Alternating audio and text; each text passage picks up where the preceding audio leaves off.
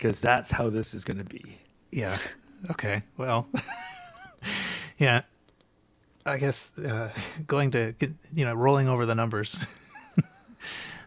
did some damage, but It Y2K'd us. yeah. Okay. So Earl is not going to be visible, and Carrington may have some clicking and popping, which I was suggesting might have been a breakdance move. I'm not sure. Isn't there? There's something. Yep. Snapping. Popping maybe? and locking, I think is what you're Oh, doing. okay. That might be it. Okay. I went to anyway. the Canadian National B-Boy Championship. I wasn't in it. I mean, I went and attended, but I went and watched that one year. You were adjacent to it, to be clear. Yes, I was within sight once of the popping and the locking. So that makes me cool, I think so. obviously. All right. Yeah. So well planned, all of these things are. I have forced my Shure microphone to record at 44.1 because 48 kilohertz messes up a lot of other audio stuff I do. And I think that's the issue. I think StreamYard or my microphone doesn't like the fact that I changed that. I see. Do you want to change it back? Nope, can't do that now. So we got what we got. The recording will be fine. You YouTube It's taken people us have to work 20 with minutes this. to get something cobbled together that's sort of working. So let's just roll before my machine blue screens. That's right. That probably will be any minute now. Yeah, it's gonna happen. All right. It's June 12th, 2022. Welcome to episode 0 of the Retrocomputing Roundtable. The RCR is a podcast about retro computer news, nostalgia, collecting, and overflow. I am Paul Hagstrom, near Boston. I am joined by 3 retro computing enthusiasts today. The first on my screen is Quinn Dunkey in Los Angeles. How are you? Hello, I am excellent. Excellent. Next on my screen is Carrington Vanston in Toronto. How are you? I'm Quinn -2, Excellent. which is like Yeah, the you are. maximum I'm able to achieve. That's right. And not on my screen at all is Earl Evans in Portland. How are you? I'm doing well. I'm going to be the narrator today. Yes. This is only that is only an effect that the people watching the YouTube stream can see, but Earl is the omniscient narrator voice. On the podcast, we're all narrators because it's a podcast. That's true. Okay. Anyway, so we have reached episode 256. We have maxed out all of the 8-bit digits. And we weren't sure quite what to do about that, but we do have Carrington here to carry the carry bit. And so I think we can continue. Anyway, yeah, so I don't think we had a very defined topic. I thought about something. Earl seems to have thought about something. I don't know if anyone else has, but we could start with Earl, our omniscient narrator. Sure. Well, as I was thinking about going over to episode 0, and I'll note that the RCR never had an episode 0, so this is just correcting an oversight. But I was thinking about, and this is a little philosophical, I'll admit, but the importance of zeros and ones now in our everyday life. If you study early computing, you know that it wasn't a slam dunk that computers were going to be made out of ones and zeros. There were actual decimal-based computers. There were analog computers that operated over a range of values. So eventually coming down to 0 and 1 and being able to use Boolean logic and all of those, scientific constructs, I think it is really important for computing, and I think it's important for all of us. First off, I think that the ability to quantize our analog existence into zeros and ones has a lot of impact, and I think it will just grow over time. What I mean by that is we can take our analog existence, and with analog to digital conversion, we can translate it into a stream of ones and zeros. And it's not an exact translation. There's a little bit of loss when you do that. And that's something that, phonographic audiophiles will tell you, audiophiles, sorry, the ones who have so much investment in phonograph records, they'll tell you that you don't get the warm sound out of a digital file. But what you do get is an audio file that will maintain 100% fidelity forever. Going into the future, this podcast that we're making, I don't know if in 500 years anyone will care about this podcast. It won't take that long. But should they happen to care, they would be able to listen to the podcast exactly as we recorded it today, which I think is awesome. The same thing is true of video. The same thing is beginning to be true of three-dimensional video. And who knows, maybe we'll figure out how to quantize some of the other senses that we have too. But whatever we do, I mean, we could look back at 240p quality video and it looks like a postage stamp. But the interesting thing is that postage stamp is the same quality as when it was made, as day one. And I think that's really important for our historical legacy. And I think it's something that's kind of overlooked because we just have it these days. We just know about it, we use it, but that wasn't true even just a few decades ago. I think another really interesting thing about ones and zeros is going the opposite direction. And this is where retro kind of comes in, because we could take commands that we express digitally and make the computer do something that was analog. For instance, the early demos, the 70s and 80s, we could take computers and make them do graphics. We told them how to do something that our eyes could perceive in analog space. We did it with ones and zeros.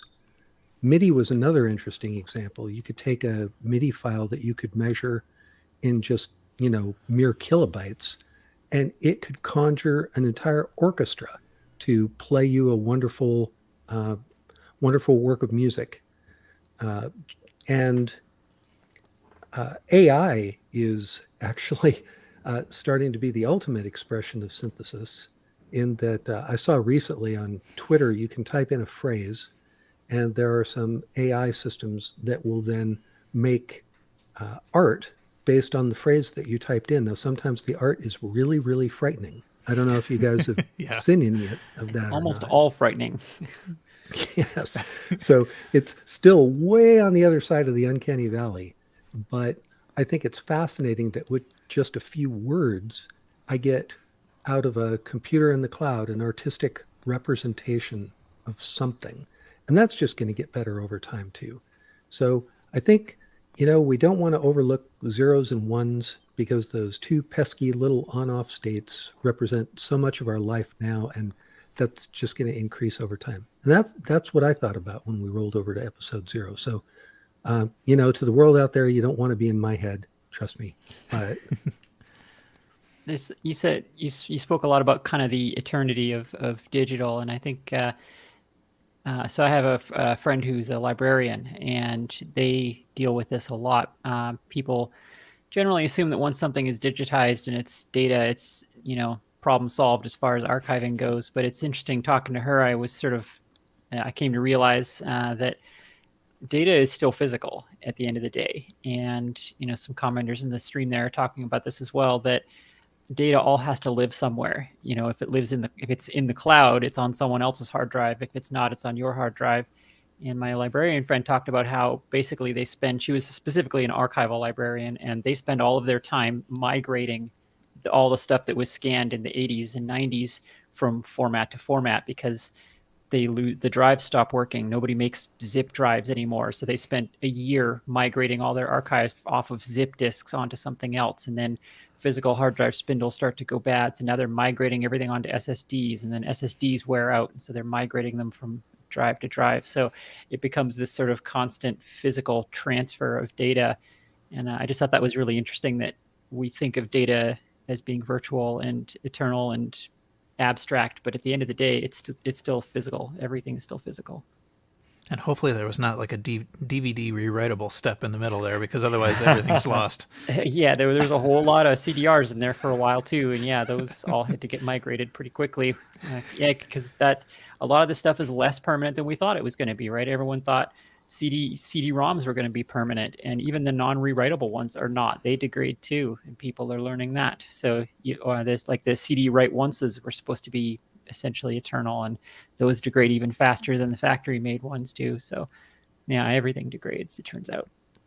Be funny if the archivists were not allowed to skip steps. It's like, no, after our Omega drives, we have to do a jazz drive. Then we'll do like Pocket Zip. Then we'll do SideQuest. Like, hold on. Gotta go VHS to DVD to Blu-ray. but I don't want to know every step. Yeah, and the 5.25 inch, floppies are doing pretty well actually compared to these things. Yeah, that's kind of the opposite. We were all told those were going to fail immediately, and most of them are still going. That's sort of funny. They outlived their expected life by quite a bit. Yeah, it was. I know the probably feeling. periodically mention this, but I kind of got into this whole retrocomputing thing because I read Jason Scott's blog that said, "You blew it. You waited too long. It's all gone now." And I'm still archiving all these disks however many years later that is. I don't know. I can't quite do the math. 2022, 2012. But anyway, long time. Joel in the comments says, and yet the Rosetta Stone's letters are still viewable millennia later. Chipping things out of rocks turns out to still be the best way. And that reminded me of, my librarian friend. So I asked her, like, hey, so what is the best archival tool? What should we be using? And she said books. Like, books last 1,000 years, and they're still readable as long as they're reasonably well kept and not handled too much. The physical books are still the best way we have to store data. So I just thought that was pretty funny. Unless We'll print them all with it burns inkjet. down. Inkjet ink that just evaporates. Yeah, fire is a bit of a bummer. The whole Alexandria. Fire thing, is a bit those of a marks. bummer. Yeah. So probably Too soon? Are we allowed to joke about Alexandria? Yeah. Too soon. So maybe we do want to like chisel our favorite, YouTube videos into stone. Yeah. Better get started now. Worst flip book ever. So I guess the ultimate then is to take the ones and zeros and etch those into stone. Right. Yeah, It's a slow exactly. process. No, just use big stones and little stones. Just arrange them on the seaside. From Nasty. space, this spells something dirty. Even better, it's stone and absence of stone, you see. Ooh. That's yeah. actually all you really need. You got to read between the stones. Exactly. But then the spacing More better be stone. constant, because otherwise you don't really know. Like, was that 2 absences of stones or 3? That's right. Yeah, so we're going to need stone nibbles because we have to start with a stone, and we can't have too many non-stones in a row, or else the gain gets out of control. Yeah, Well, it's complicated. what if we have parity stones? I think that would solve it. There you go. Oh, Yeah. the number of people that get these jokes is very small. Those will be stones written with a little Y instead of an O. Exactly. Stones. Yes. Excellent. Why does anyone listen to this? This is terrible. So let's see. I looked. Well, I was basically, I was also thinking about the overflow and just what bytes were and things like that. And I started looking into the the 6502 and the carry flag and the overflow and stuff like that. And I realized I actually so I don't know to what extent people here are 6502. I guess I do know partly to what extent people here are 6502 programmers, but it turns out I knew how the carry flag worked. I knew how the zero flag worked. I didn't have any idea how the overflow flag worked. And I think I might be starting to understand it. But so that was kind of interesting. And I guess what I would sort of do rather than try to explain it with my weak understanding of it is just to recommend reading about it. Ken Sheriff has a couple of blog posts talking about the 6502 overflow flag explained mathematically. And also he has a separate dive into how it works at the gate level. Because of course he does. Yeah, which is pretty excellent. But yeah, I mean, it caused me to realize actually that so I was never really trained in computer programming, and so I hear people talk about how like in early CS classes you learn about two's complement and all that stuff, and I only sort of came by two's complement, occasionally and by accident, and so I mostly never paid attention to it. I knew that you could type, whatever, 16302, to reach backwards from the end of the Apple II's memory, into the lower area. But I didn't really understand how signed numbers worked. And so I learned a little bit about that. And I gather that the overflow flag is basically kind of like the carry flag, but for signed numbers.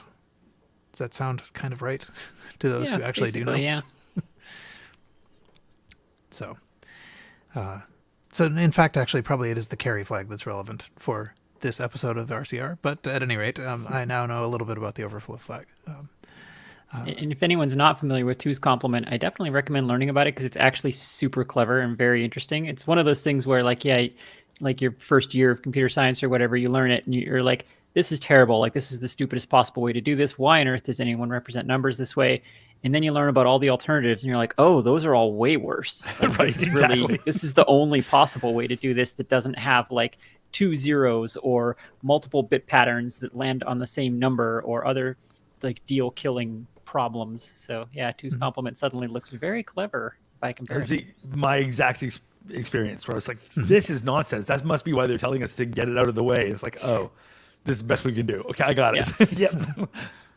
Well, so is it not the case that if you actually add a negative number and a positive number, you get a sensible number out? That's the thing, is that the more you learn about it, the cleverer it gets. You can just add bit patterns together with a single algorithm, and it works for all signed numbers. It works on both sides of zero. If you're adding two negative numbers, it does the right thing. It does the right thing if you're adding negative and positive numbers that cross back and forth over zero. Like, it always works, and it seems like it shouldn't, but it just does, and that's really the magic of it. Yeah. Excellent. So I learned something about the V flag. So, and I don't actually know to what extent this carries over to other processors like the Z80 and that sort of thing. But I would guess that probably even those who don't know the 6502 have come across this kind of thing in an 8-bit processor. Yeah, the only thing that would vary would be the physical implementation of it. But yeah, everything's two's complement, of course, and everything will be will have some sort of implementation of a similar flag for sure. Yep.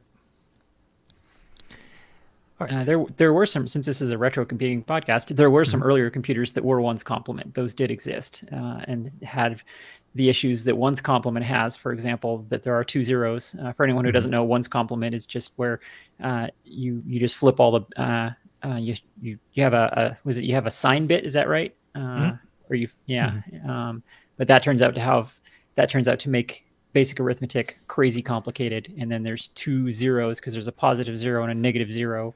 It's the negative 0, exactly. Yeah. That's my takeaway from one's complement. Was like, okay, now we got to avoid negative 0. Great. Yeah.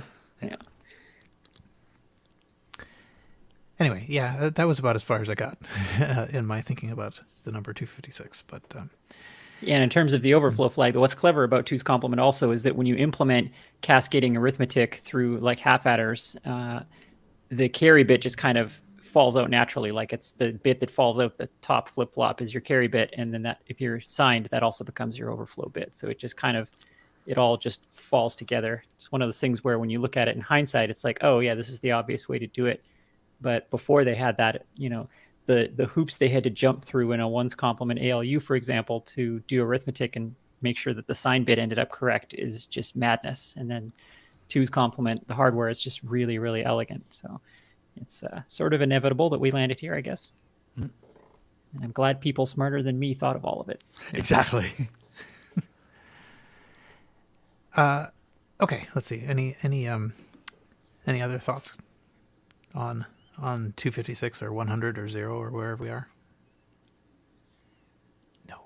On the last show, people mentioned that we were doing all this wrong because there was no show 0. But in fact, we've done it the most classical programming way. We've made an off by 1 error. So, of course. Yeah.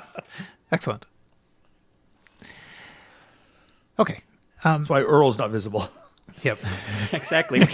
We are off by 1. It's a 3-host show, but there's Earl. We made an off by Earl error.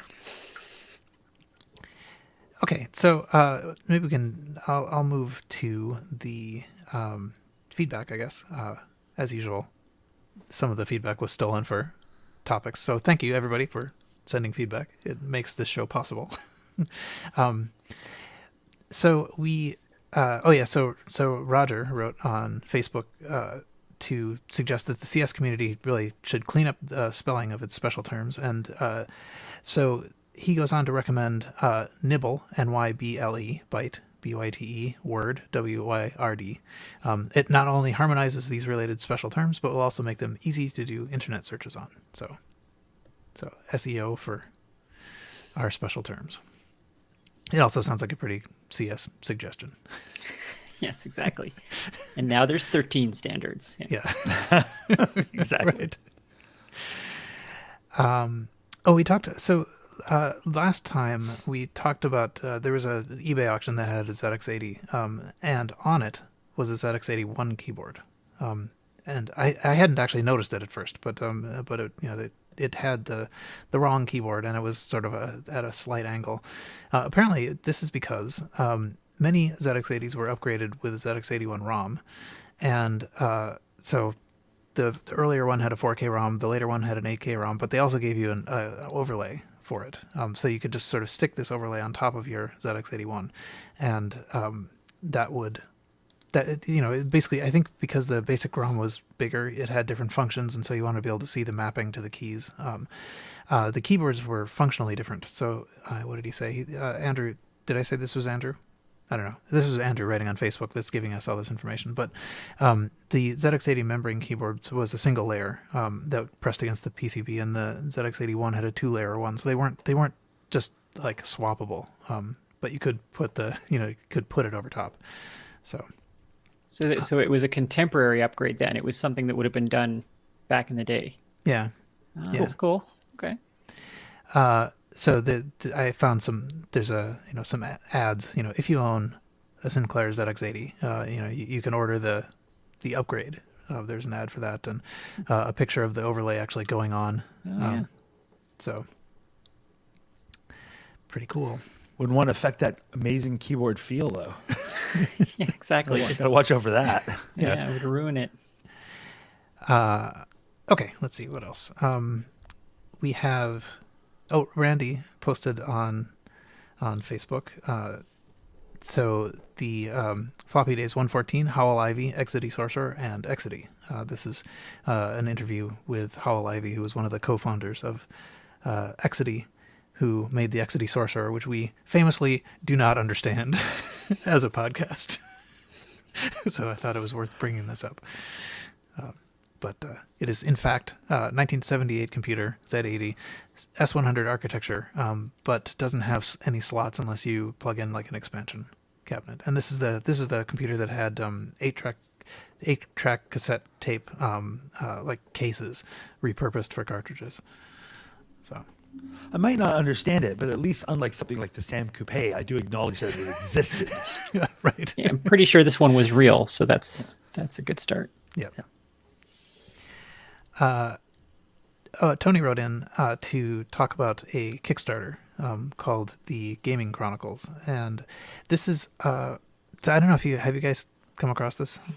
No. Yeah.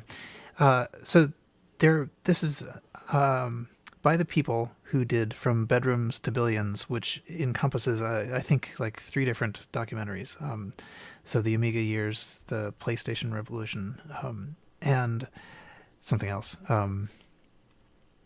They're about to do The Rubber Keyed Wonder, 40 years of the ZX Spectrum.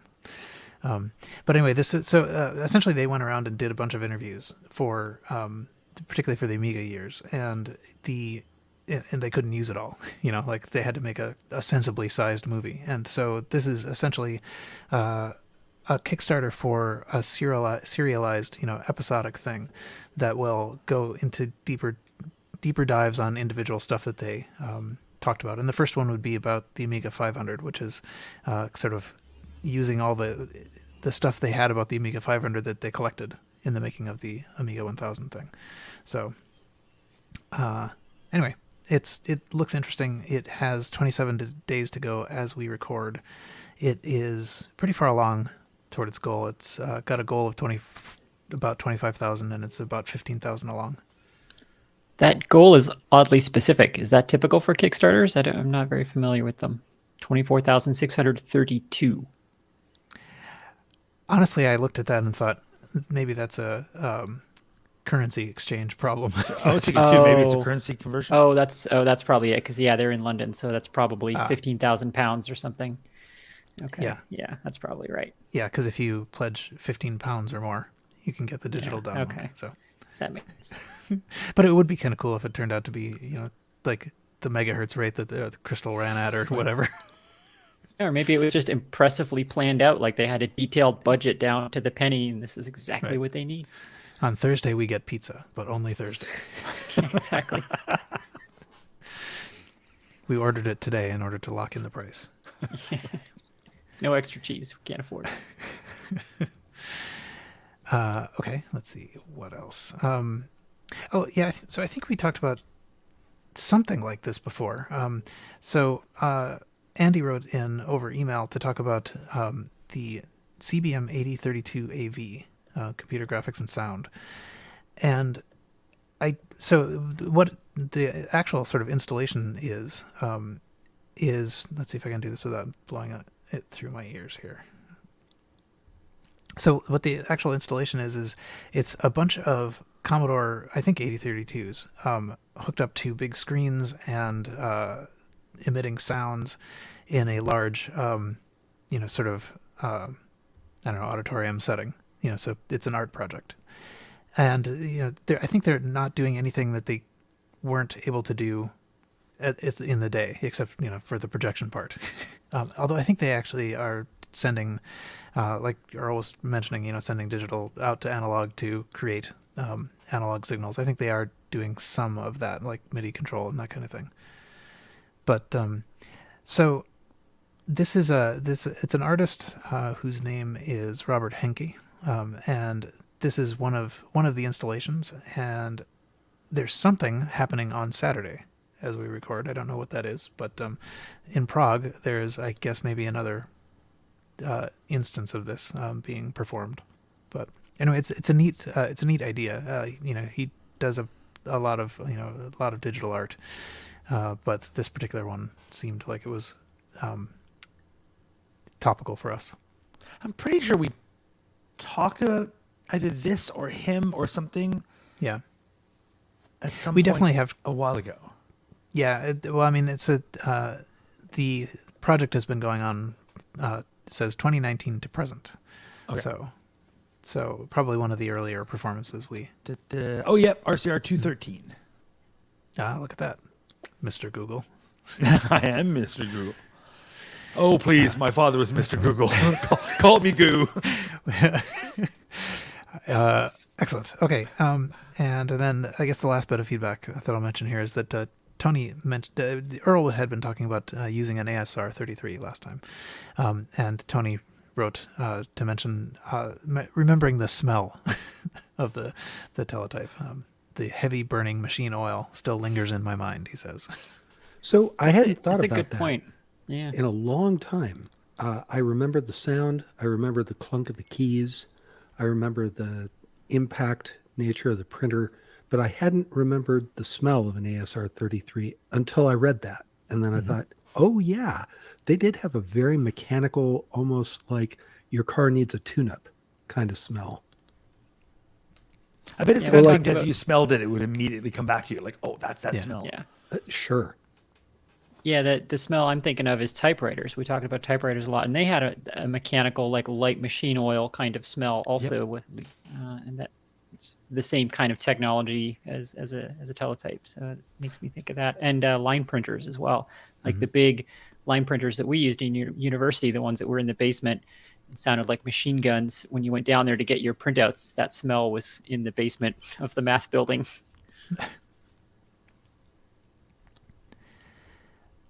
All right. I think that'll do for feedback. We can move to the items of interest and news. And Carrington, you have the first of these. Chrome won't let me share. Boo. Okay, let's see. Boot Chrome. So somebody else has to bring it up for those not listening at home.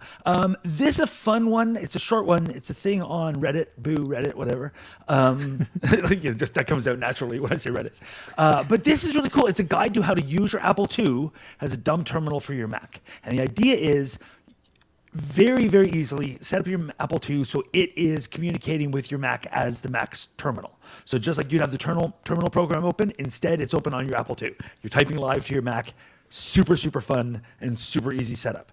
And not only does this person say like how they set it up, then there's a great series of comments below of people say, oh, here's what I did. Here's a thing to add in to make it quicker.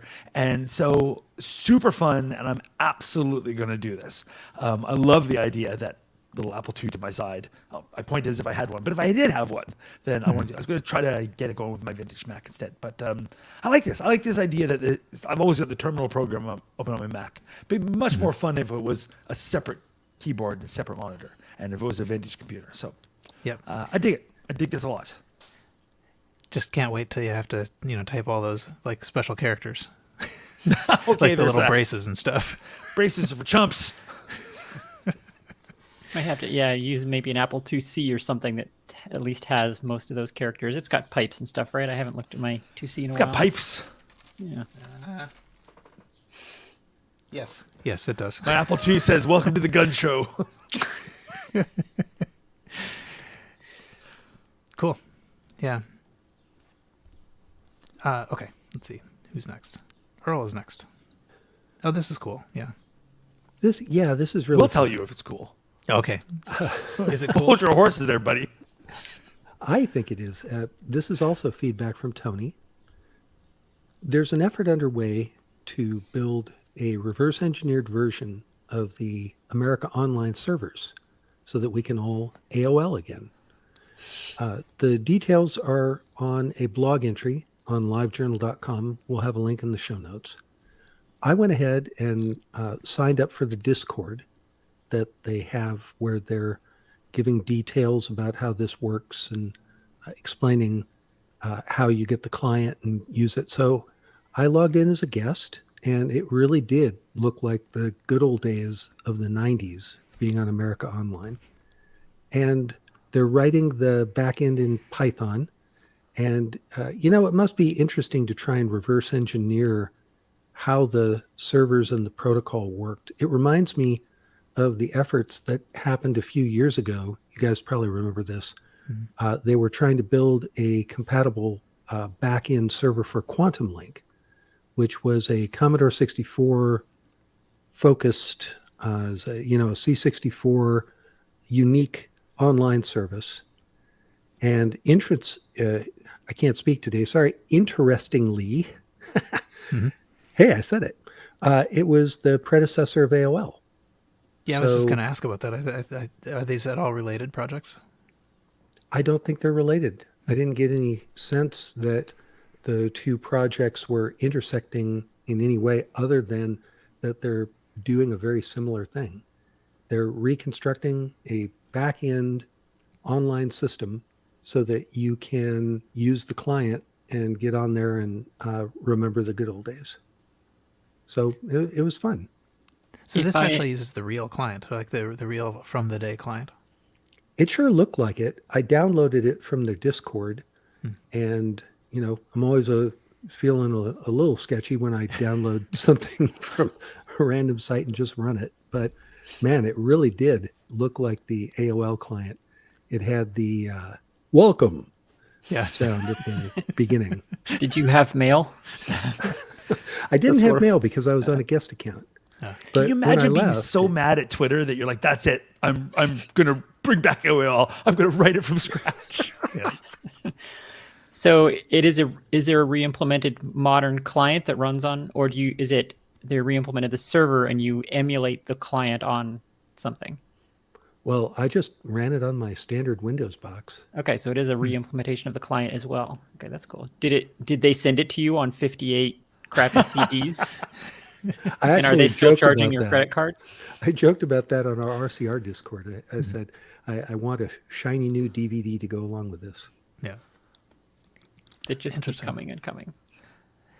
I wonder, if this isn't using the real client, I wonder, the way the real client would have worked would be to like interact with, some sort of dial-up intermediary, and you might be able to, put something in the spot of that, right? So instead of actually dialing up, it interacts some way with, a serial port that communicates with the outside world. So what I couldn't remember from back in the day, because I actually was a AOL user, and I try not to admit that very often, but I'm trying to remember, if you already had an internet connection, could AOL ride on top of that connection to get to the servers and make its connection, or did it have to be a dial-up scenario? It sure feels like there was a way where if you already had like an ISP or something like that, that you could use AOL on top of that. Maybe somebody who's watching the YouTube stream can remember that. I have a very vague memory that the answer to that was yes, that when the client came up, if there was already a network connection present, it would just connect. But if there wasn't, then it would figure out where you were and figure out what the local dial-up number was. Yeah. But yeah, and Brandon, the client in the chat, says that the same. Yeah, I have a very vague memory. I was never an AOL user, but my sister was, and I seem to recall, I have a memory of the client coming up and recognizing the connection to the internet was already there and just going straight in and not trying to dial anything. And I also distinctly remember them charging her credit card for 6 months after she canceled. Very nice. All right. My thing here is also taken from feedback. So Chris wrote on Facebook to talk about the International Research Conference on the History of Computing in the summer of 1976. So the Computer History Museum has, I think this is just recently made this available. It is a collection of sort of restored video recordings of this event, which was basically 1976, before the computers became personal, right? Looking back at the first 25 years. It turns out I don't know a lot of these people because they predate my my sort of history with this, but it's interesting that these are available and here. There's one of them. Let's see, we have Robert R. Everett talking about Whirlwind. We've talked about Whirlwind several times in the last few episodes here, and let's see who else. There was Donald. How do you pronounce his name? Donald Knuth, probably. Talking about early history of programming languages, and so it looks like this would be pretty interesting to look at, and a good sort of a collection of reflections on the thoughts at the time of where they were. There's also a blog post that sort of talks about the contents of this, that sort of in a more narrative style, not just a list of videos. And one of the things that it talks about is that there was a this was the event where we learned about the what was it called, the Colossus, which was previously hidden behind the National Secrets Act or whatever. The British Official Secrets Act had not permitted any disclosures until just before this conference, and so this was for the people who were there. This was like a huge highlight. That suddenly they learned about a computer that had existed for quite a long time, running programmed tasks and things like that. Anyway, not sure this leads to much discussion, but nevertheless, I would encourage people to look at these videos. I've got two bits now of that feedback. now that they're digitized, we're just going to have to keep migrating them forever from That's one true. media to the next. Yeah. Thanks a lot, CHM. So we don't get too much feedback. I'm fairly certain it's Don Knuth. The Knuth. K is actually pronounced. I think that's how I've heard it as well. Yeah. Okay, And, yes. I saw a talk in 2011, like over the internet, with him, and I'm really sure I've always been as a Knuth, and I bet you I would have changed that if that was wrong. So that's my memory. And also my first impression of somebody saying we're doing a history of the computer and we're going to host it in 1976 was to think, but computing began in 1977. Right. Like I'm so biased towards the first personal computer. I'm like, but there was no history before 1977. So shows you where my head's at. All right. Quentin, you have the next thing. Oh, do I? Okay. I was insufficiently prepared. So let me just share this tab real quick. And I'm definitely not just talking to fill the dead I can air. share tabs. I'm so much more professional than Carrington. Well, it's a low bar.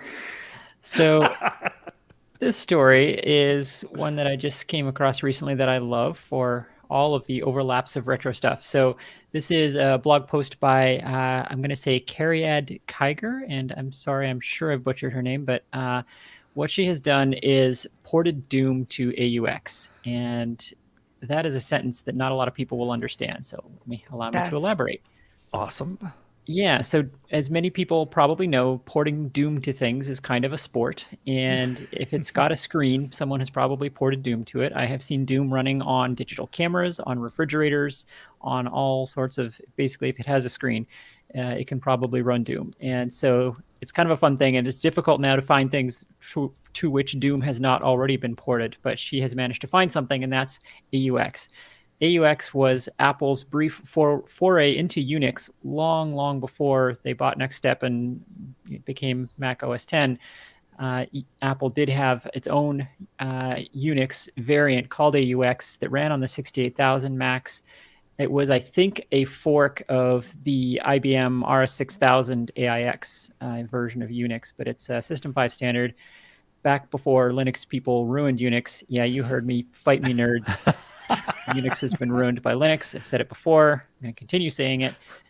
Nevertheless, AUX was actually surprisingly cool. I didn't know a lot about it until I actually read this post. I was sort of vaguely aware of it back in the day, but it's pretty sophisticated. Not only is it a Unix environment that ran on 68,000 Macs, but it actually had a Rosetta-like compatibility environment that would run Mac OS System 7 apps in parallel in a window alongside AUX, which was then running an X11 server for its own GUI stuff. So it's pretty amusingly sophisticated for the time.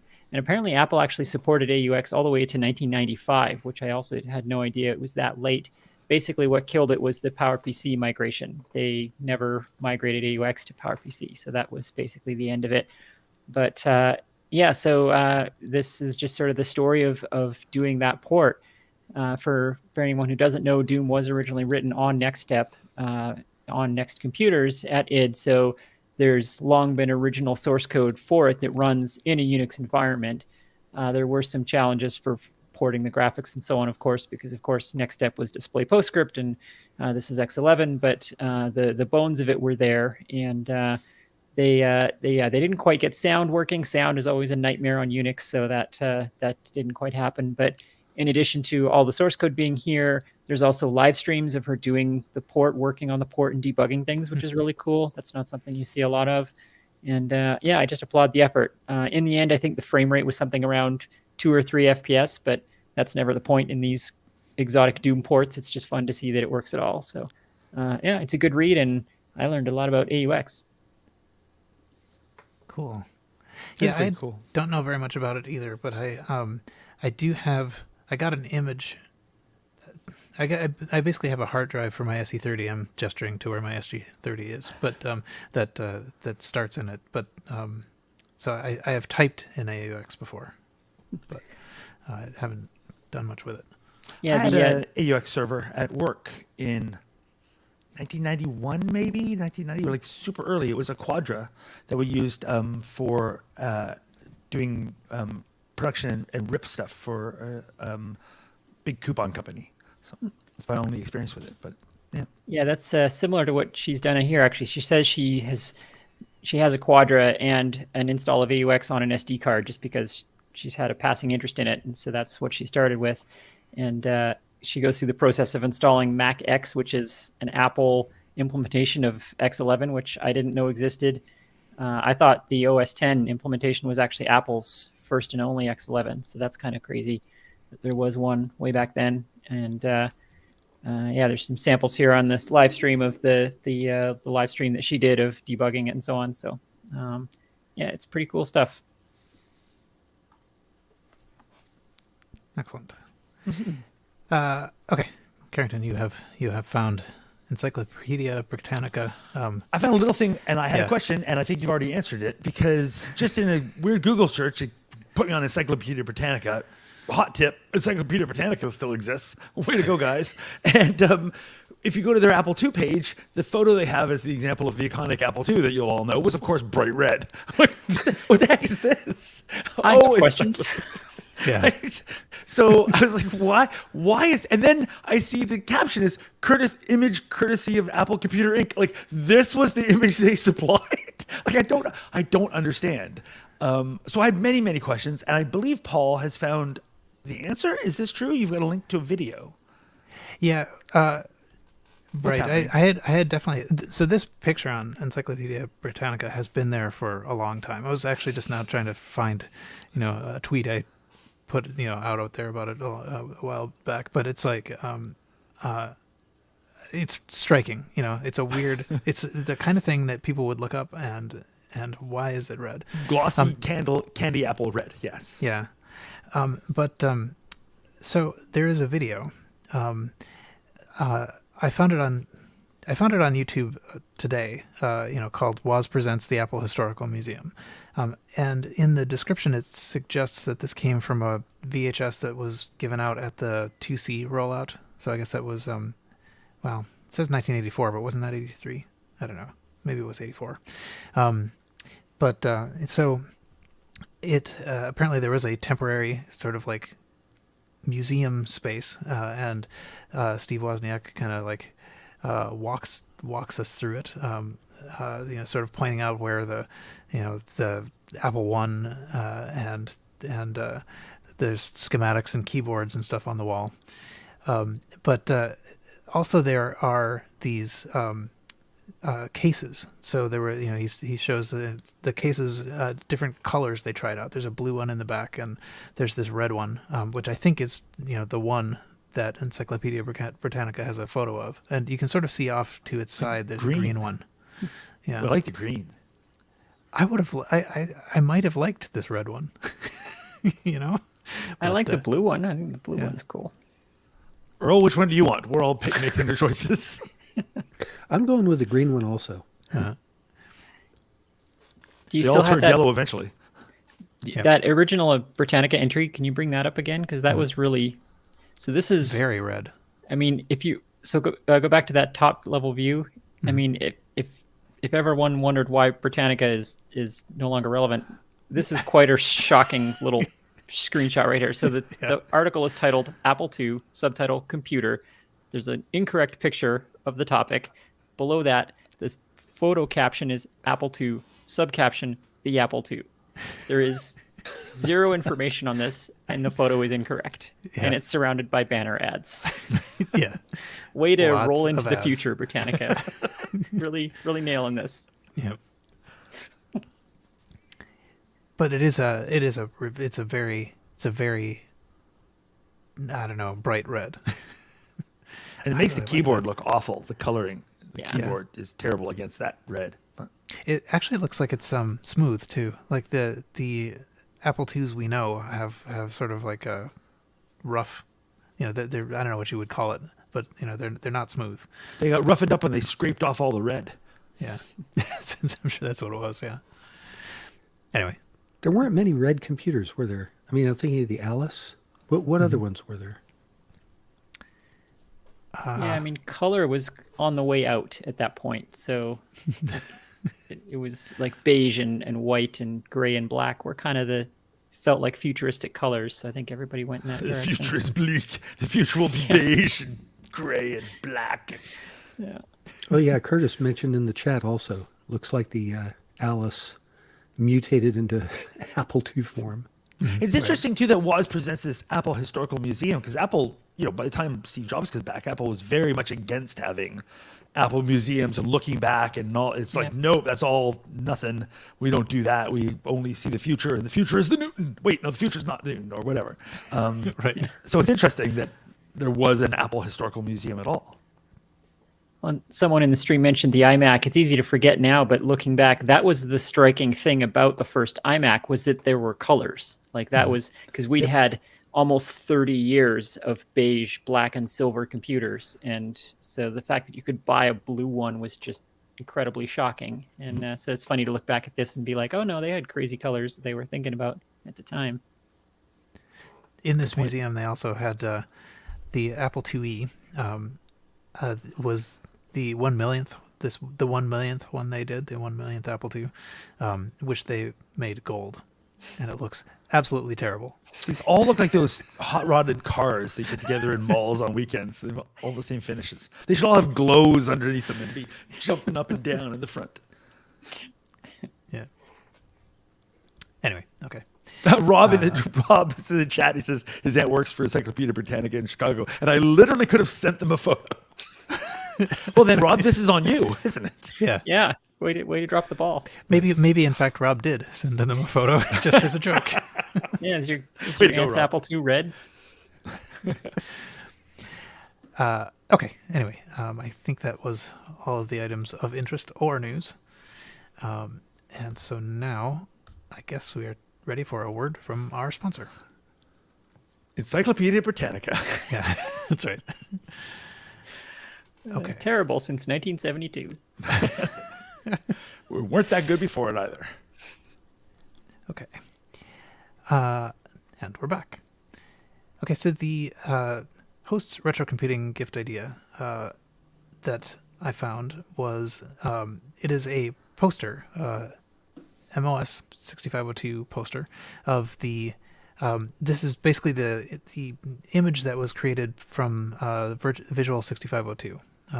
So they, this is a project that sort of analyzed the 6502, and there's even like a emulator you can run that will show you all of the sort of connections being made and whatever. And this is now made into a poster, and it looks very nice.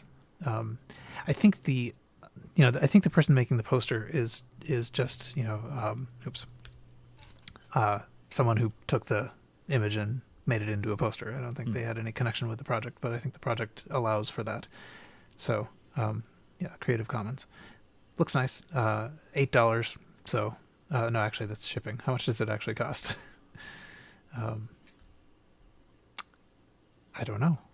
Are you supposed to Can be I sharing see? something? Because we have no idea what you're talking about. I see it as $20 plus $8 shipping for me. There we go. There you go. Yes. Oh, Oh, gone Oh, again. it went away again. And this is still, of course, a podcast, so nobody listening has any idea what we're talking about either. But That's right. So now, okay, here it is. This is a poster of the 6502. It is being sold on a site called eCrater, and I don't know anything about eCrater. Does anyone here know anything about eCrater? I've never heard of this site. Having said that, I think I bought some disk drives on eCrater a long time ago. Is it an auction site or like a classified site? I had assumed that it was something like Etsy, and I think in this case it actually is. I think there are more than 10 available. You can buy them for $20, but $8 shipping. But I think it is actually a sort of more general Craigslist, eBay-like site. Okay. Yeah. So, because I remember actually, I was quite anxious about buying these disk drives from eCrater because it seemed sketchy. It does look a little sketchy, yeah. But anyway, the disk drives did arrive, so hopefully this poster will too. But it looks nice. I could imagine putting this up. It looks sort of like a, sort of, what do you call those things that you hang on your wall? Art? Macrame? Made out of fabric. Tapestry? Velvet That's Elvis? Tapestry. Okay. Anyway, so So if you click on the link to bring the image full screen, you see something I've always thought was interesting once I saw this. At the very top there, like right at the top of the screen, see it looks like there's words there. And every time I see this, I think if I could just fuzz my eyes the right way, this is going to say something. The circuitry always looks to me like it says the word friendly. Oh, maybe it just talks to me. In this top area. Yeah, in this top section. Doesn't that look like it's almost words? Yeah. So it's my impression. Every time I look at this chip, I think, it's just if I could squint, I could see what the chip is trying to say to me. Or maybe it's like it's wrapping at the wrong column or something like that. So if you could just shift it just a little. Yeah. Didn't we? I think there was an episode of Chicken Missile where the game was something like that, and we had to try to figure out exactly how wide the thing was before it wrapped. I don't know. Anyway, doesn't matter. The poster looks cool. It looks like a tapestry. Like a tapestry. Actually, there should be a tapestry. That would be a terrible, terrible project. If someone wanted us to weave this. Melissa Barron would do it. I was going to say, Melissa Barron, who brought her incredible digital weaver machine artwork to K-Fest one year, she had screenshots of Oregon Trail and so on, all done on a digital loom.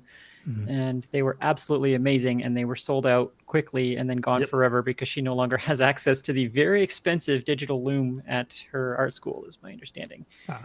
But if she ever finds a way to make them again, I'm sure they would sell out again because they were incredible. Yep, she's very cool glitch art and stuff. Yeah, she's awesome. Excellent. Maybe I should. We'll put a link to. I think she has a site that you can get these things from. So we'll put a link to that in the show notes. Okay, so once you're done buying tapestries and glitch art, we can turn our attention to eBay, and Carrington has the first of the auctions we will talk about. I do, that Paul will share from me, I hope. First thing is a weird choice that I'm trying to sell Paul this time. Imagine your computer, you got a vintage computer, but it just isn't fun enough to look at.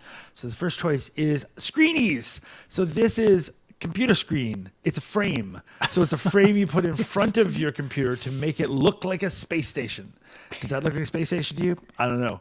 But it's 2124, according to the US here. It's got 3 days left, so lots of time to buy this, Paul. And I think it would dress up any of your vintage computers. I don't understand how you can use a computer without this. I'd also like to see what the rest of the series was. But this is the space station theme. Fits who knows what size screen. I don't know. It could be anything. You can't tell from this. But it sticks on your front of your monitor and gives it a much more interesting look around the edge. So that was my first choice for Paul to purchase. That is weird. Carrington, you always find this stuff that's like schlocky gift shop stuff from the 90s that like your grandma would buy for you. Hey, don't make fun of my grandma. Yeah. She bought me these great things. So my second choice, for the bezel enthusiast in your life, if this makes your monitor a little too rough to look at and messes up your eyes, you can make your eyes feel better, apparently, by hanging on the side of your monitor, the monitor mobile. So another glorious item from the 90s. This sticks to the side of your monitor and it has a hanging mobile, kind of in the feel of, I don't know. I don't know what it's supposed to. I don't even know how to describe this, but it's like a baby mobile, but it hangs from the side of your monitor, and supposedly, according to the text in this thing, can help with eye strain. How that helps with eye strain, I guess, because you look away from the monitor and you look at the little. Yeah, it's great. So this Paul needs both of these items, and your life has been empty without them. Yes. So. Just loving this thing. So like the Memphis group, that's I guess what I was thinking. So it's a Memphis design style thing hanging from your monitor. It's glorious plastic and you're right, it is. Yeah. So perfect for your 1990s computer. Stick this on the side of it. So those are my two things that Paul should buy. The third thing is something I just had questions about. So it is this Shazam System Reference Manual from 1965, apparently from the Defense Atomic Support Agency. What the heck was this Shazam computer? I tried to look it up and I found a bunch of things about an economics computer called Shazam, but that started in 1977, like all computing history did. So what is this Shazam computer from 1965? And this is the monitor or the manual for it. Reference manual apparently takes some form of punch card or some sort of computer card anyway. Have any of you heard of this thing? What is the Shazam computer? I have not. I've never heard of it. Nope, me neither. Couldn't find any references online about it as well. Google Shazam computer, you can find the Shazam, the music software that exists now, and this economic stats thing that was big in the 70s and 80s and up to 2000s that ran on Windows. But what is the one from 1965 that is apparently a defense computer of some sort?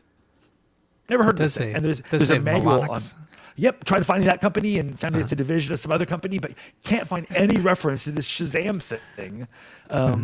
What the heck is this Shazam computer from the 1960s or 50s or whatever? Can't find any reference online at all. So I was hoping one of you knew, or maybe a reference, or maybe a listener. That cover is amazing. Like it looks like a prop from Fallout. Like it's got that 60s It does. like the future is great, but In fact, maybe this we're also could be- all dead kind of look. This could be a prop. Like this could be from a computer or from a computer game, and it's not actually from 1965. But apparently, this That is would from be funny. 1965. Yeah. Excellent. There's mention in there of CDC 3600. I wonder if this is actually a control data system, control data computer systems, whatever, that was actually just rebranded or repurposed by Atomic Energy Commission or something. And this was like a local reskinned manual for a specific application or something. Could be. Yep. Because I think that, like that was a thing, like vertical, like government agencies and so on would buy the hardware from, you know, one of these producers, but then like produce their own manuals and so on, because the machines were customized for their application, whether it was census data or whatever scientific application. So they would produce their own manuals and so on for that particular use case of it. Well, either that or maybe this is the thing that became the Sound Coupe. Sam Coupe mainframe. Yeah. So there's another copy of this same book on Abbey Books right now for $35. So I found that. And it's the same one with the 2 up at the top corner. So I don't know if it's the same one that's dumped on eBay or just this, I don't know. The whole thing confused. Probably literally the same book then, Yeah. I bet you. All right. Let's see. Mystery computer. All right, Earl, you have the next one. And since I'm still in narrator mode, could you bring it up, Paul? Everyone relies on Paul as a cat goes walking by the monitor. That's right. Hello, shop cat. It is up. Can you see it? I can. This is an Osborne one, and I like this auction for a couple of reasons. One is it looks like it's in reasonably good condition and comes with some of the software. And the second reason is the person actually tested it and says that it works. And you can see pictures of it working. You can see software loaded up and running on it. Oh, it's the widescreen Tiny edition. monitor. These things are so ridiculously useless. Yes, that little CRT is tiny. And It actually does look like it's in good shape, though. it does. These machines are still popular with collectors, and I thought that the initial bid price of $100 wasn't bad either. So the shipping wasn't even horrible. The shipping was showing as, I think, $77 to me or something like that. To me, $23.50 even.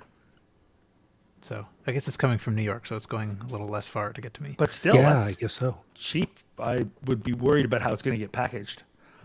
You definitely would want to package this carefully, even though it's initially intended as a travel computer. Still, they've gotten kind of brittle over the years, from what I understand. So hopefully it arrives in its new home without being much worse for wear. But I really enjoyed this auction. It was kind of refreshing after all the dregs I have to, put myself through on eBay finding something good. This was a nice little diamond in the rough. Yeah, it's nice to see proof of life, like actually running software in the photos. I like that photo a lot where all the floppies are piled into the storage area. I always wonder, was that safe? Because it's awfully close to the CRT, right? And CRTs have magnetic fields. But I don't know. Is that okay? Yeah, This is making me uncomfortable, this photo. Is that what they were for? Maybe that is what they were supposed to be for. I assume that's what they're for, but still, I'm worried for these floppies. I mean, they are perpendicular to the CRT, which might help. Yeah.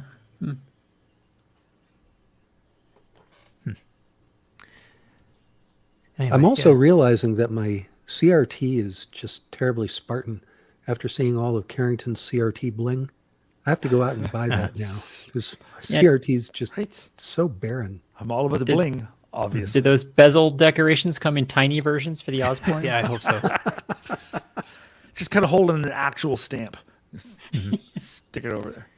Somewhere, I think every time these come up, I am reminded of the fact that you could get a sort of Brazil style, Fresnel lens thing to increase the size of this miniature screen. Every time I see these, I think about the movie Brazil. Totally. Yes. Yeah. Even if it wasn't Brazil, I just think the only way to work with these is one of those big screens. Yeah. They made those for Game Boys as well, and other handheld right. consoles. They've all had little ridiculous magnifier attachments. That, yeah. Cool. All right. Let's see. Am I next? I think I am next. Let me change my screen sharing to something else. Oh, look at that. Well, sorry. One moment. This is great radio. Yep. Yeah, no problem sharing all of our stuff. Yeah. Well, usually I can prepare myself, while that's happening. but you surprised you. Yeah. Okay. I just had all my auctions were in a different window. All your auctions belong to us. Okay. So the first one I was going to talk about Micro Professor seems to already have been sold, but I'll talk about it anyway. Because by the time this actually gets edited and put on the screen, it would have been sold anyway. But this is a Micro Professor 2. So we were talking, I think maybe last time before, about the Micro Professor 1 series, which was this little like a Z80 board in a book-shaped clamshell case. This is the Micro Professor 2, which is same company, now an Apple II clone. And it's a funny little thing. It looks to my eye, it looks like a modem. It's just it's like a little flat box. It has a keypad on top, and it's a self-contained cheap Apple II clone, which is not quite compatible because well, for one thing, it doesn't have a text mode. Its text is all rendered in high-res graphics, and so the memory map is all goofy. What? Why? What? That's why. Why did you do that? Well, because I think partially it has. Well, my guess is that it has partially to do with the fact that it is a Chinese computer, and they had there's actually sort of a second layer that you can get that I've never seen, but except in the manuals, but that basically provided you with a Chinese character set. So and text mode is pointless for that. And it's an interesting thing. There was I think there was a Brazilian computer that I'm forgetting. It's like the TK6000 or something like that. TK2000 maybe, that was a clone of this. But if you get rid of the text mode and you mess with the memory map that much, this becomes completely not compatible. Like, what could you? Nothing would run on this. So why even make it an Apple II? Why start as a clone? Just make a computer. Yeah. Quinn knows that. Yeah, making computers easy. It takes like 5 minutes. Yeah. Yeah, no. She knocked it out over the weekend. That's a big that is power interesting. supply. That I wonder how compatible it really is. That's pretty interesting. It's I mean, there are instructions. Oh, there's a title.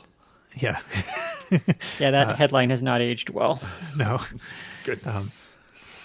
And even this one seems to come with a photocopy of the manual. And it shows the computer in bright candy red. Yeah. No, I mean, like basic programs might work, if you were just typing them in.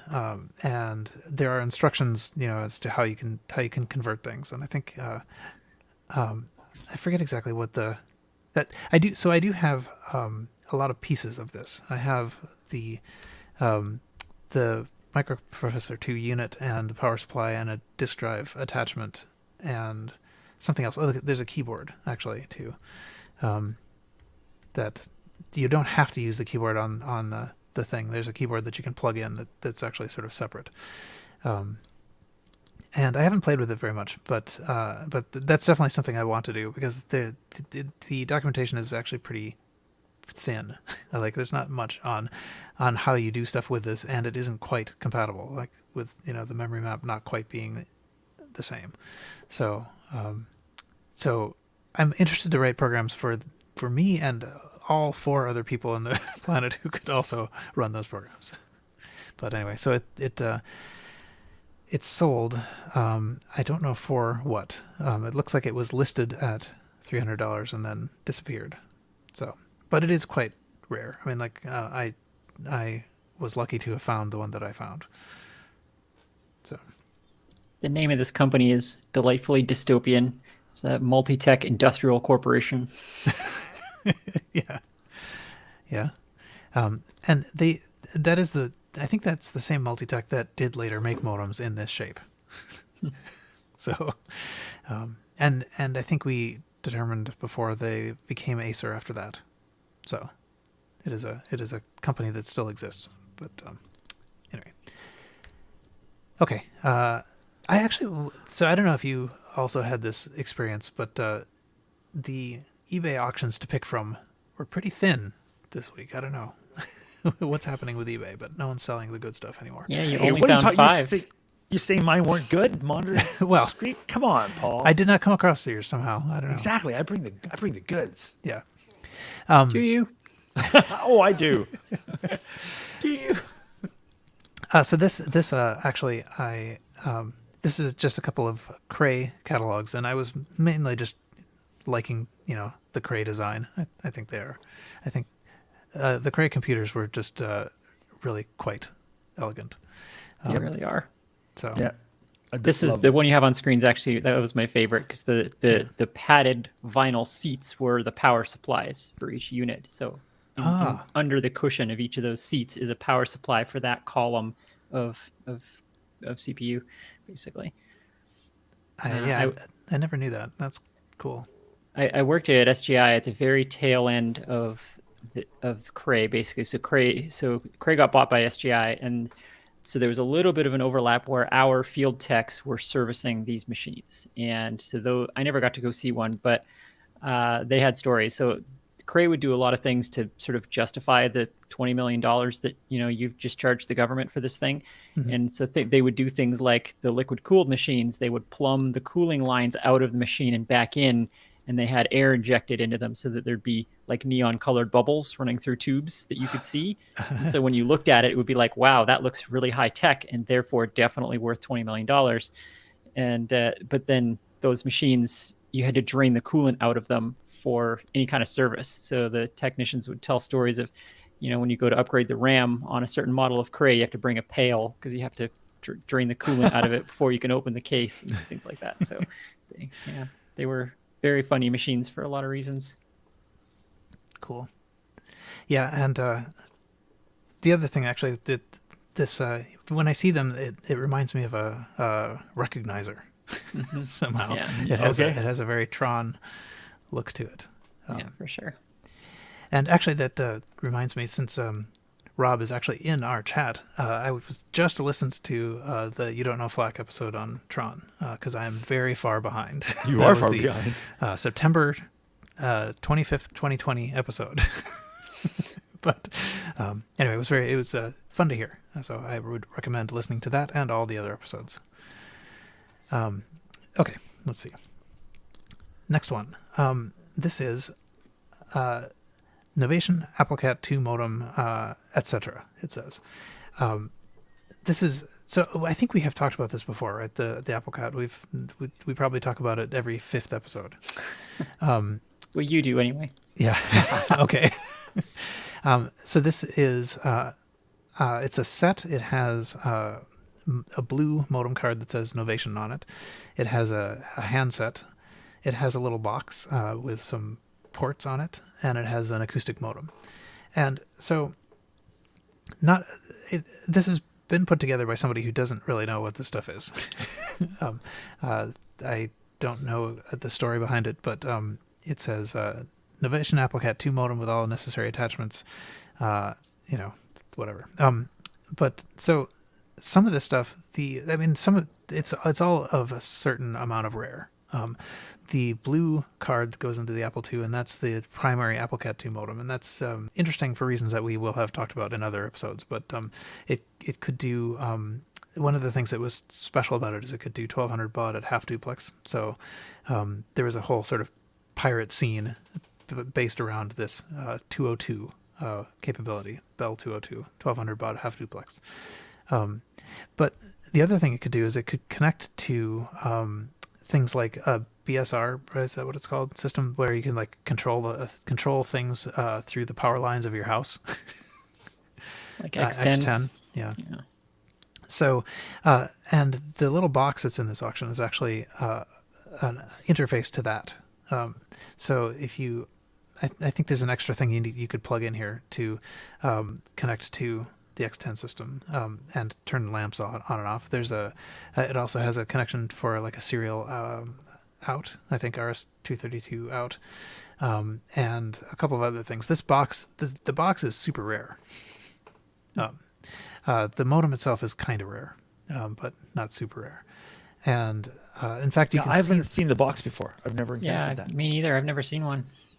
Yeah, it's not many people bought them, I guess. But however, the person who provided the Apple II in National Lampoon's Vacation did have one, because you can see that box in the Apple II in National Lampoon's Vacation. Good spot. Jeez.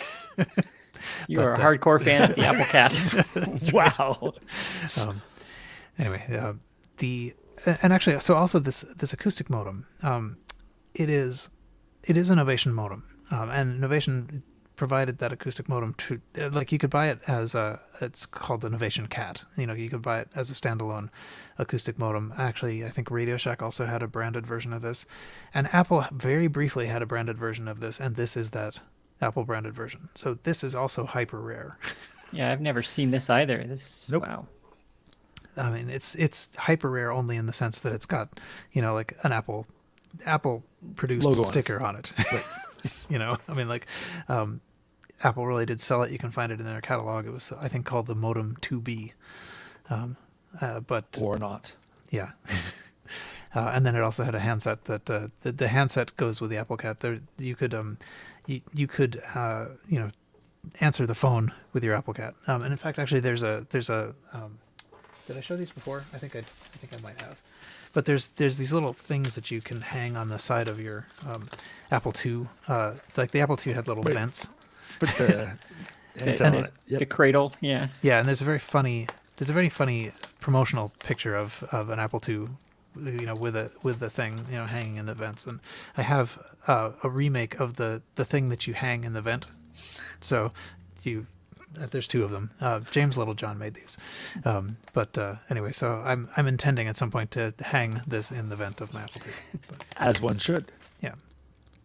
This photo just makes me think that it's kind of neat. There was this beautiful moment in time where telephone handsets all across the United States and Canada were sufficiently standardized that you could create a product like this. Like there was this moment, was it 15 years or something, where all handsets were identical, and so you could make a rubber cup device that is guaranteed to fit your phone. Like we had these phones in our house growing up in the 80s.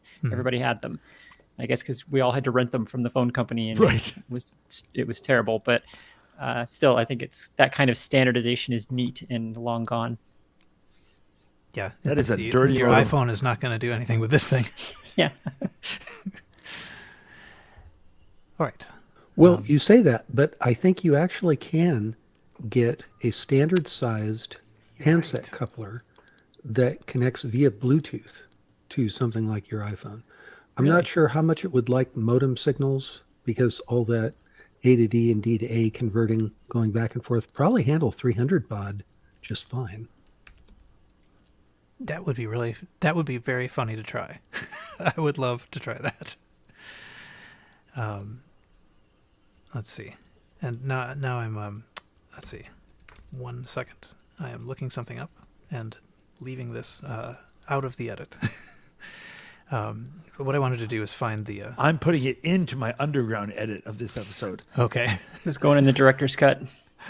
Here it is. National Lampoon's Vacation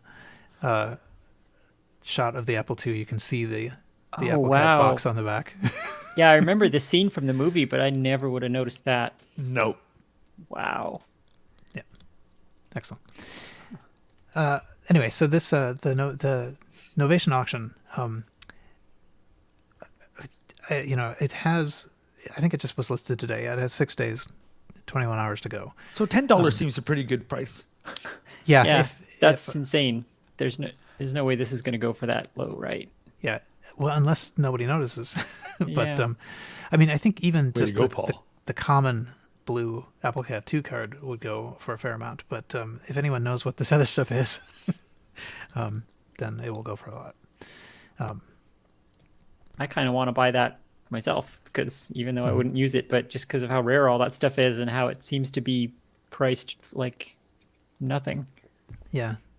Well, at the very least, it's a fair auction. Like, Yeah. this we can kind of believe will go for what the market. Oh what yeah, the- there's 6 days left. It's probably someone's gonna find this and drive it up, I imagine.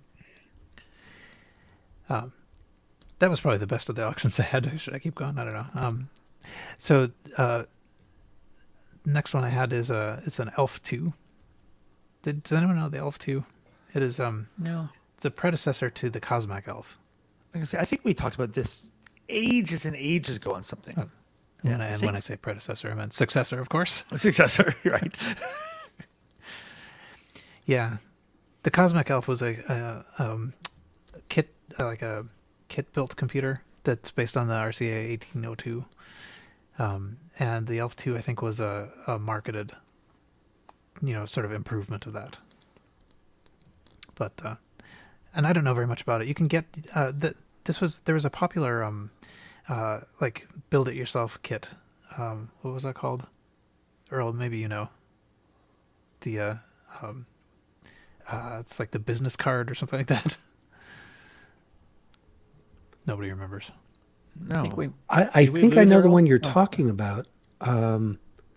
It was a Cosmic Elf that fit in an Altoids tin Yeah, or something like that. membership right? card. The That's what it was membership called. card. That's right. Yeah. Well done. Well, thank you, Google. But That's Mr. Google too. okay, Goo. that's good. Yeah, we've wrapped around now. Yeah, full circle. Okay. Anyway, so if you were interested in getting, probably in about as good shape as any Elf 2 that you can find today. This is the Elf 2 with some pieces, some. Actually, I don't know. Okay, yeah, I guess it looks like it's kind of like a backplane and then a card that goes into it, I guess. Are the things on either side are like blank circuit boards for you to build with? Is that what those are? Easy circuit things? Yeah, it looks like that must be what they are. Did you say, is this still built around the RCA 1802? Yes, yeah, I believe it is. That's what Wikipedia was telling me. One thing I noticed from the ad is that this thing has pixel addressable bitmap graphics, which for 1978 is bananas. Like that would have been extremely rare. I glanced at it on the way by. It looks like it was because it only has 256 bytes of RAM, so there's no frame buffer. So this is an interrupt-driven chasing the beam kind of situation. But Oh yeah. this thing called the CDP 1861 Pixie graphics chip. I'd like to know more about that thing. Unfortunately, the link is red there, indicating yeah. there's no more information about it. But Right. that's very, very early for a pixel addressable graphics system of any kind. So that's pretty cool. It's probably along the lines of the Atari 2600, like a single, register that you could flip to chase the beam or something. Neat. It And looks like actually, it was a $20 chip in 1977. Yeah. I'm now reading about it. this has I think this has already gone up quite a lot since I put it in the show notes. It is now currently at $159, basically 7 bids in, 2.5 days left. And actually, so the person who listed this then found some more parts, and so has some extra parts to accompany, the other eBay bid auction. So, which it seems a little lame. I have to say. That's So if you want the power supply, you have to go bid in on separately the second for one. it. Yeah. Or if you lose the first auction and you want to screw over the person who beat you, you're like, oh yeah, well I'm taking your power supply. Yeah, what if you win this auction and lose the other one? Yeah, exactly. You also could, if you want, get a Radio Shack answering machine thrown in because it happened to be in the same box. I remember these. I think we The may have Duophone? had one of these at one point, the Radio Shack Duophone. Yeah, I remember that thing. Excellent. Well, I suppose you could bid on just this auction.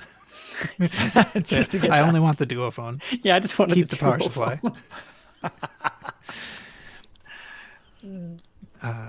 Okay. Yeah, I'll skip that, I think.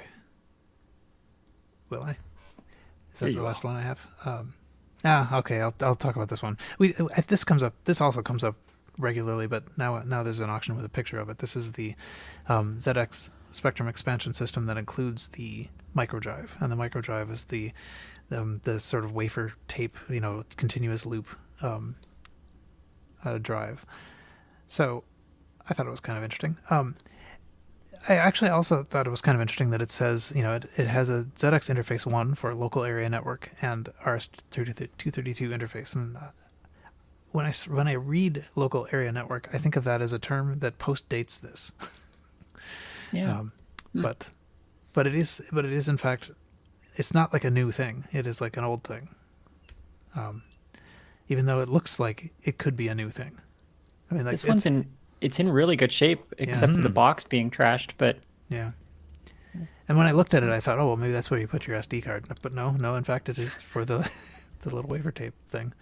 I actually didn't know that these drives existed for any other machines. Like these were the Sinclair QL drives, the tape loop wafer. What did they call them? The microdrive? Yeah, microdrive. Microdrive, yeah. But it was actually, that's right. They didn't use the word disk, but they wanted you to think it was like a disk drive, but it was actually a tape loop.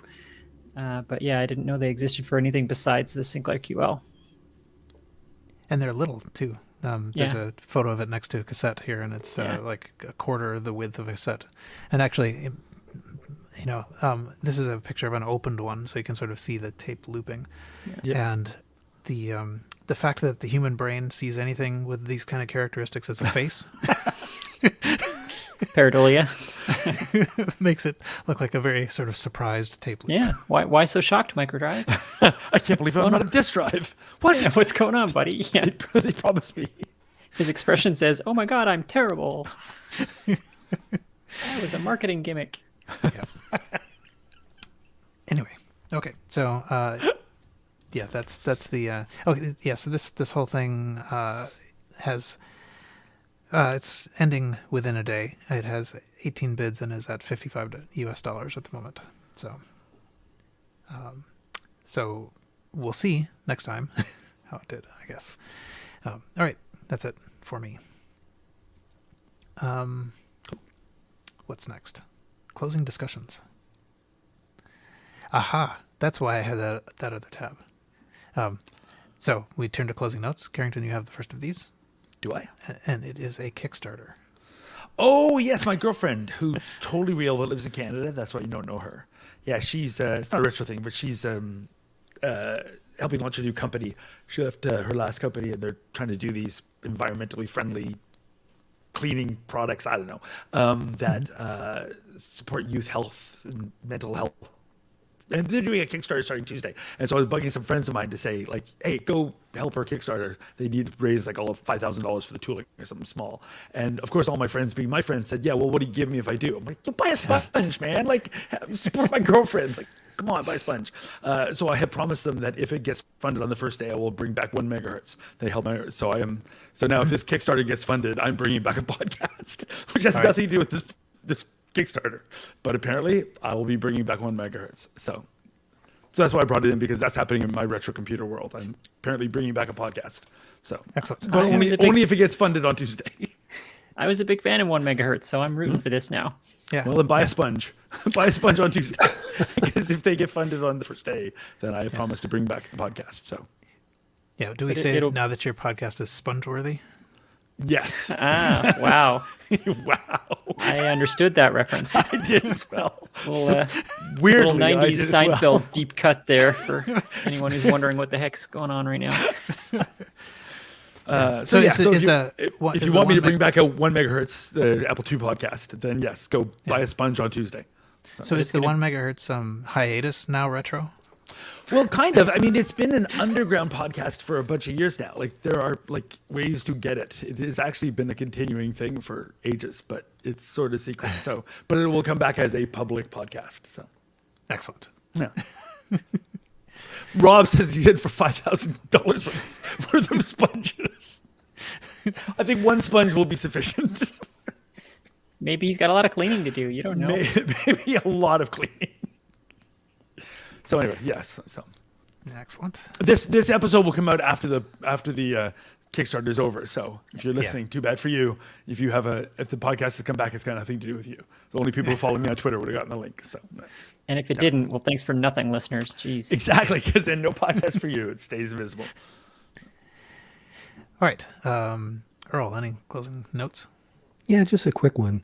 I've made this observation before, but as you get older, it becomes less and less fun to lift heavy things, I've noticed. Not that it was ever like super fun to begin with, but it's less fun now. So we were cleaning out the garage and I wasn't having a lot of fun. But what I did have fun with was my Altair desk was out there. So when I got that bunch of Altair equipment, one of the things that I got was an Altair desk.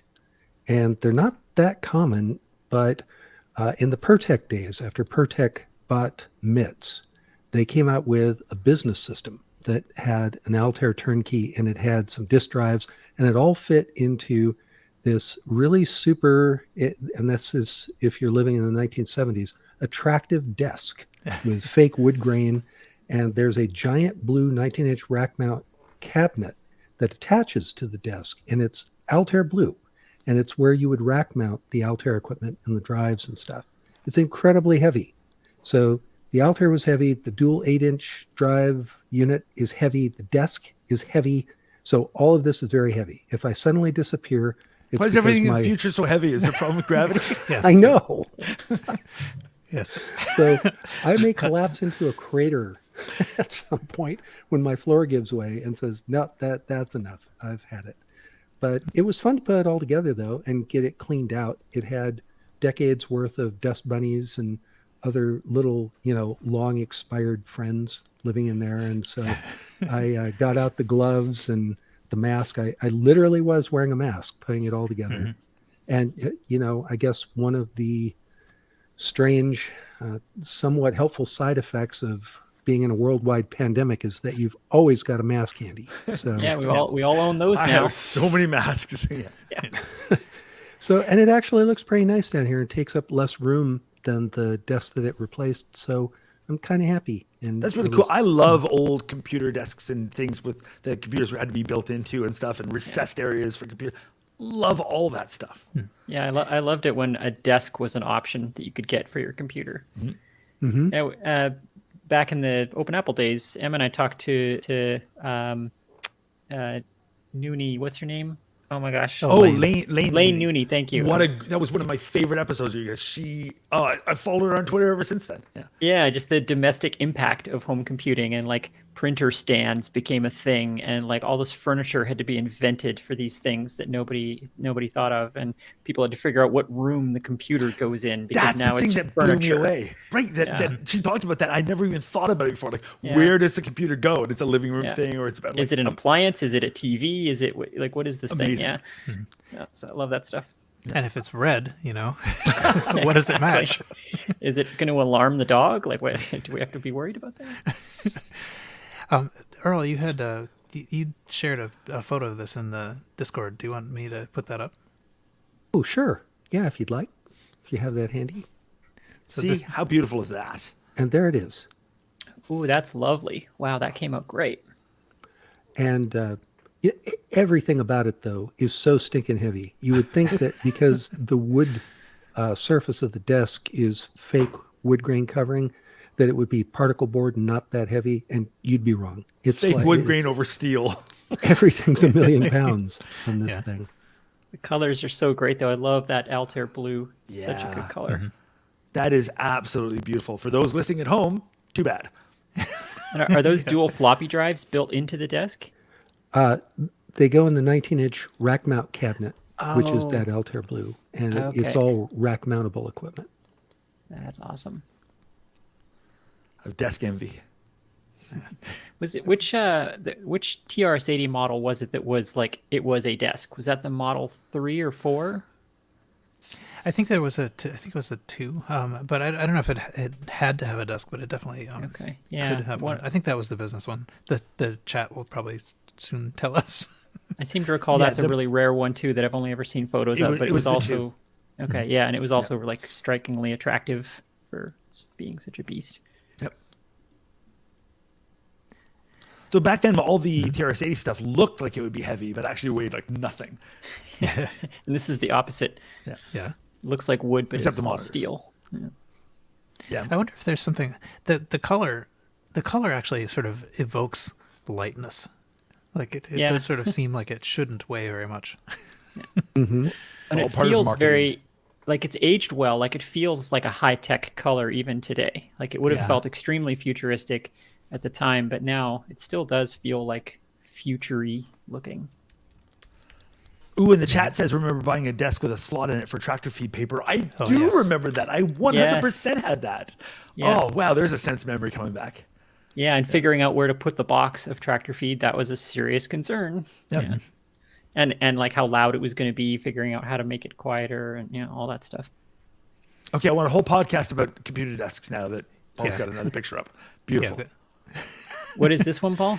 it was just actually it came from this I think is actually not the System 2 one. This is just That's not a, the, yeah, the this is system not the two one I I'm know. thinking this of. is just a Radio Shack desk for your computer. Okay. But Because that Yeah. that looks like just a TRS-80 Model 1, right? yeah, I think so. With the expansion chassis under the monitor. Though that desk has a recessed area. The Model 1 is sitting in it a bit, looks like. Yeah, I think it's sitting down a little bit. Yeah, Cool, and it so looks it like doesn't maybe there's slide a away. recess for the keyboard as well. Yeah, Well, the my keyboard is wrists the Model hurt 1. just looking at it. I do like that printer stand. It looks like it's going fast. It would be shaking like crazy. Can you imagine Yeah, playing on the it's- thing? It yeah. would be like, Oh yeah, I'm sure it yeah. tips over immediately. Yeah, actually, this that printer, I've kind of sort of wanted one. The Apple, this was at the same time that Apple had the Modem 2B, which was the the Novation Cat branded. Apple also sold the same printer. I think this was the printer 2B. Might have been the printer 1B. I'm not sure, but never heard of it. yeah, it's I've seen pictures in the catalog. I've never seen one of these actually with the Apple logo on it available, but I'm sure it is a monster in terms of weight. So I don't think I would want it shipped, and I'm sure it's a terrible printer, but nevertheless, I look at it and I think, oh yeah, it's that printer that I don't have. It's sort of remarkable that we ever tolerated dot matrix. Like they were so loud and so slow, and the print quality was so bad. I guess it was just such we needed something that could print so badly that we were willing to put up with all of that, because there was really nothing good about them aside from the fact that you could print, which was in itself amazing. Yep. Yeah. I always wanted an Apple Daisy Wheel printer. I never had a Daisy Wheel, and I still want one. I was always envious of the Scribe because it was like the only printer that was quiet. It was the Apple's thermal printer that they made, Yeah. and it was actually shockingly quiet. Or was it the silent type? Maybe that's what I'm thinking of. I think they were both. I think both of No, it those was the were Scribe was the thermal. thermal one. The They were silent both type was. okay. Yeah, maybe I think the one that they initially shipped it with the 2C, or they offered it as an option for the 2C, and yeah, I thought it was really cool how quiet they were, because I had a traditional Epson clone of whatever that where I literally had to close the door and go downstairs to get away from it because it was so loud. Yeah, the silent type was the one that came with the or was with Apple III. Okay, So- yeah, the Scribe is the one I'm thinking of then. Yeah, okay. And now I found a picture of the Model 2 with That's its desk. yeah, that's the one. That's the one. Exactly. That's the one I was thinking of too. Standard file cabinet drawer in the bottom, because of course you still need paper files. Right. I love it. Yeah, it would be kind of cool if you could, if the printer was routed in such a way that it could just file itself, Just open feed the right into the folder. filing cabinet. Yeah. Always one more invention we can use. I'm sure my office at work is going to go paperless any day now. Yeah. Just like, Yeah, right on the still edge. waiting. Yeah, right on the edge of that. I actually just bought a printer. I feel dirty, but I went like 20 years without owning a printer. I haven't had one since the 90s. And, Why did you have to get a printer? I had to buy one because the FedEx office near me closed, and like once a year you need to print something because like government forms or whatever. There's still the occasional thing. And then you can't hack into a neighbor's printer, Quinn. Come on. You absolutely know you can print it. Knock on their door. I believe you have something for me, Mr. Smith. Yeah. Well, the flip side, it's shocking how good printers have gotten. Like I got the HP 15MW. It's like the size of like, I don't know, your forearm. It's tiny, and it prints like 50 pages a minute. Real laser printer, not inkjet scam printer, and it's kind of amazing how good it is. So there's that, I guess. You got that going for you. Yeah, Excellent. but I bought a printer in 2020. Oh, as Curtis says, now you can't go paperless. 2 years ago. Do the archiving to paper. So now you can put all your stuff into books and it'll last forever. Bringing the show exactly. full circle. Yeah, we're not printing now, we're archiving. Yeah, that's it. Much classier. A much longer word. Actually, Quinn, do you have any other closing thoughts apart from having bought a printer? I do not, apart from having bought a printer, which I hate myself for it, but I just couldn't get it. And honestly, now that I own it, it's kind of great. Like I'm suddenly finding all these uses for it. I'm like, oh, actually owning a printer is kind of handy. Like I print out recipes and stuff, and like, I don't know, it's dumb, but Encyclopedia Britannica pages. yeah, I'm printing out stickers for mail merging. Like I do a lot of mailing of stuff for my business, and so it's actually super handy. I begrudgingly must admit that I hate owning a printer. Yeah, mailing is the thing. That's pretty much the only thing I use an actual printer for. Yeah, it has saved me a lot of time because I was handwriting or I was having to go down to FedEx office and use their printers, and so it is nice not to have to do that. Yeah. I just order a custom stamp for every page I want to print. I just stamp, and then it's so much easier. That's perfect. Yeah, or just an alphabet of stamps. Yeah, I'll do all my stuff typeset. I'm gonna put it on. Like serial killer, cut it out of magazines. Yeah. Just like I had That tracks. here are your stickers, and we have your daughter. Yeah, my grandmother, and I think this is probably her children. So like my parents' generation, had a little typesetting machine. It was sort of like a play typesetter or something. Oh, fun. And it had little rubber letters that you slid into racks, and then you put them in, and then you inked it, and then you could print stuff. Actually, pretty cool. Quite messy, very time consuming. But if it's summer and you're a kid, that's fine. Fisher Price is my first linotype. Yeah, exactly. I do all my stuff with that. Here's where you Letraset put the molten lead. Scratch out. Oh, Letraset. There was an auction on eBay recently for a big lot of Letrasets. Oh, that'd be tempting.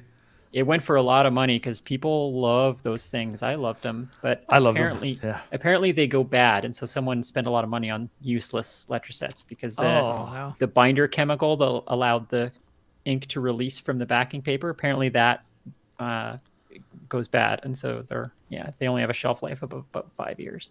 Oh, bummer. Yeah, I have fond memories of using that stuff back in the day. Yeah, totally. Interesting. And I don't think I have come across it, but I will now look into it. Yeah. All right. Let's see. My closing notes. I've been trying to. I told people that I was going to write an arcade game for the Apple III, not really knowing anything about doing that, but in mid-July I'm supposedly going to be done with this. So Excellent. So I have started, and it's How does actually, one it's pretty define arcade and game? Yeah. Maybe Well, Apple right, III. exactly. No, I mean, like the story was basically, there really aren't any games for this, but yet it's got some pretty cool, features, and it would be fun to try it out. And so it has a vertical blanking signal. I can use that. It has many graphics modes. But so actually, one of the things that it can do, I discovered this just like recently, just like yesterday. Well, I discovered it earlier, but I tried it out just yesterday. But in order to make scrolling text smoother, they added this sort of function where basically you can say, I want you to it's kind of like delay transfer of the screen memory by a line or by up to 7 lines. So essentially what you can do is for no effort, you can say, I want you to start 1 line higher or 2 lines higher or 3 lines higher than you would normally. So if you want to just scroll something, you just basically increase this number and it will shift up without you having to move any memory anywhere. And that seems great. If there's any kind of game that you want to do scrolling, and you've only got, like a 1.8 megahertz, processor to work with, then this is excellent. So I tried this out. I've written one program in assembly on the Apple III, and I tried to test out this shifting. And when I did it, the text started shifting horizontally. And I have no idea why. I didn't think that was possible. I don't know if it's a MAME bug or That could be more useful. It would be more useful, actually. But so I have yet to actually plug this into my actual Apple III and see if it's MAME misinterpreting something or if that actually is possible, because that would open up a lot of things that would not require dividing by 7.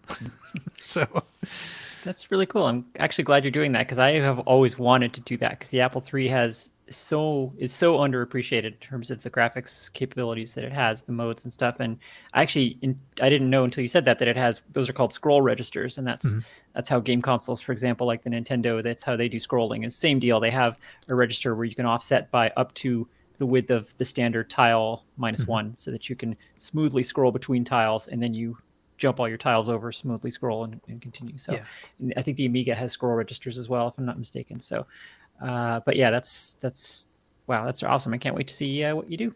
Yeah, totally. yeah, I'm also looking forward to that. I have much bigger ideas than will probably wind up being realized, but we will see. But yeah, I mean, the fact that these computers don't let you just say like start the graphics memory here is difficult. So this is at least one step of help. So. Cool. That's neat. All right, I guess that's it. I guess we made it. And Quinn did not blue screen.